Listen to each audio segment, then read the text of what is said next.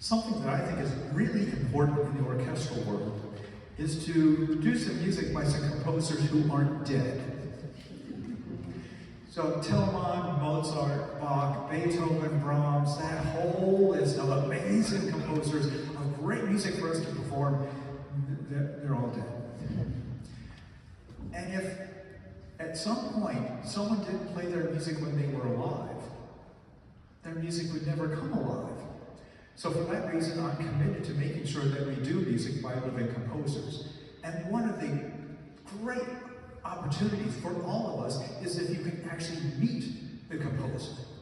So we have a really unique situation with this particular work, Bardsey Sound by Robert Kane, because not only is he a living composer, he's also here and he's also playing in the viola section, and he's going to introduce to you Bardsey Sound. Please welcome Robert Kane.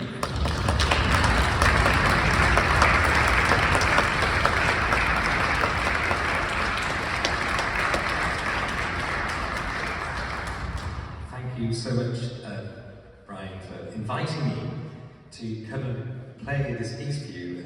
I flew in from Los Angeles yesterday, so I'm a little bit, still a bit tired, but it's all good. It's an honour to have such wonderful musicians in this incredible auditorium. The acoustics here are just fantastic. I'm a viola player from Wales originally. If you hear my accent's a little different. And I used to play in a string quartet called the Hillman String Quartet. And my first ever commission was a piece called Sargasso, which I wrote inspired by my short time of living in Bermuda, of all places. It's a very incredible place to live, and in the middle of the Atlantic Ocean and the Sargasso Sea. It's incredible. I think actually it's just been battered by storms and hurricanes, and it is all the time. So I had this piece we played in a church in North Wales in Aberdaron, which is the Llŷn Peninsula. So if you imagine where Liverpool is and you go into Wales and go across, there's this beautiful, beautiful church that I think dates from like the 8th or 9th century. And the priests, we played Sargasso, and at the end there was a gas. It's a tone poem about the shipwrecks and tornadoes that engulf the islands of Bermuda. And the priest said, I can't even look at the ocean anymore. And then he said, hands up, who would like to commission a work for Bernard about Bardsey Island, about Bardsey Sound. Now, in North Wales, the tip of North Wales, the Llŷn Peninsula, interestingly enough, in Pennsylvania, just up the road, is a place called Penllyn, which is where the Welsh came and settled. There's an island off the end of the peninsula, which is 3 miles of water, a stretch of 3 miles of water. And it's notorious in the British Isles of being the most treacherous to cross these 3 miles. And the islands themselves, and this entity is the Welsh for the island of the tides, were known to have the island of 10,000 saints. And Christianity came from Ireland into the British Isles, or actually into Great Britain, via these islands, and into Wales. And it was a place of pilgrimage, and 3 trips to Bardsey Island was worth 1 Jerome. Now, if you know your medieval history, the Santiago de Compostela, the way of St. James, these pilgrimages was what everybody did back in the medieval period. The Canterbury Tales by Chaucer talks about the pilgrimage to Canterbury Cathedral and the grave of St. Thomas Becket. So I was commissioned to write this work, and it was really funny because we were having a glass of wine after Sargasso, and the priest said, we'd like to commission, how much do you charge? And I'd never been asked how much do I charge for a piece of music? He said, how would £1,000 sound? And I go, £1,000, that would be fantastic. And the other members of the quartet were like, oh, typical Bernard, you can get more money than we are, etc. So I sat down to writing this work for the priest. And I took the poems of Dylan Thomas and R.S. Thomas as inspiration. I went up to North Wales, and I was shown where the journey would be, and it's the most beautiful part of the world. If you ever get a chance, just look up Bardsey Island, and you'll see the images that are there. Now, the commission was meant to happen I think it was in June of 2012, but I got a phone call from one of the people who were commissioning saying that the priest Jim Cotter sadly had been diagnosed with leukemia, and could we push forward the composition to March? And this was about 2 weeks before it was meant to happen. I thought, oh goodness, you can't say no, can you? So I went to Cornwall. Cornwall is another beautiful part of the British Isles where I've been going since I was a baby. There's pictures of me at 6 months old on the beach, and I go there to write music. I've done it for years. There's a magic about the place. It was inspiration for Virginia Woolf. She wrote To the Lighthouse there. Daphne du Maurier wrote Jamaica Inn. And The Birds was, the Hitchcock, the film, was inspired by a short story that Daphne du Maurier wrote about the seagulls in St. Ives, because they're notoriously bad for stealing your sandwiches and your ice creams, and they still do it today. So I went there in a panic, having 3 days to write this piece, because I was in the middle of teaching and I didn't have much time.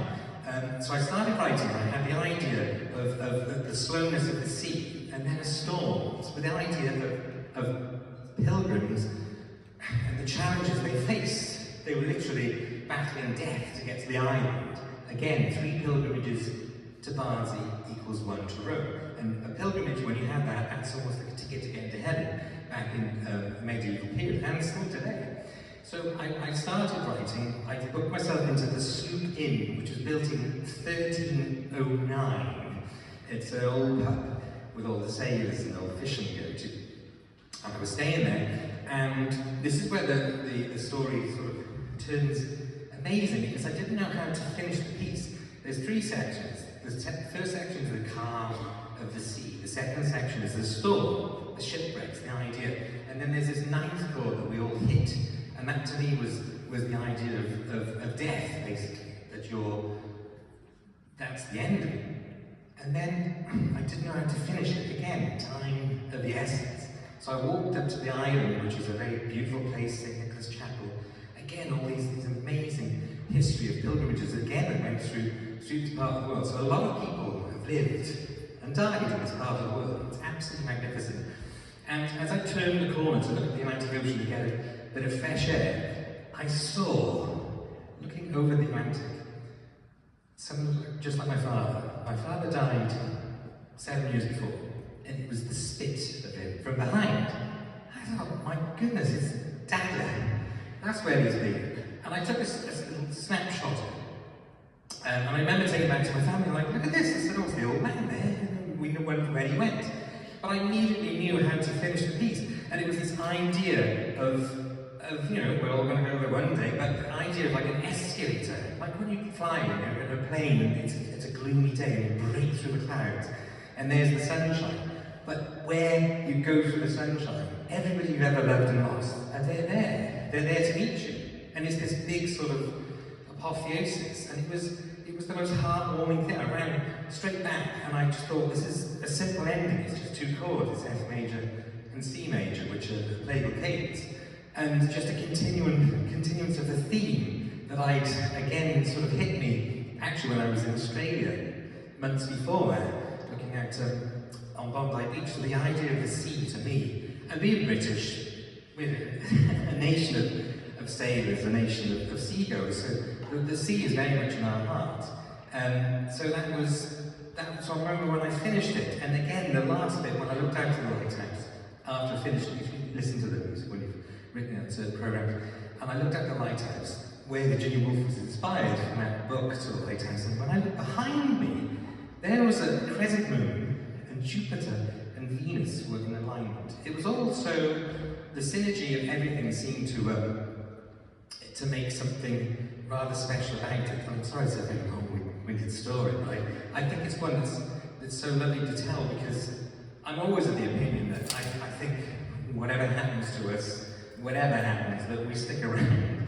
And sometimes people come, it might be a robin or a hummingbird or a bald eagle, or just somebody you'll see that is a doppelganger of somebody you've lost. So I think within your soul there's a Welsh word, hiraeth, and it means a longing for home, but not necessarily a longing for what you had, but sometimes a memory of something you had that perhaps didn't exist, that we build this image in our minds of everything that was beautiful and gorgeous about growing up.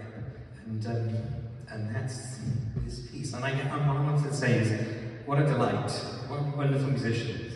I was almost in tears earlier, because to me, music, it's touched my soul from a very young age, as you can probably tell.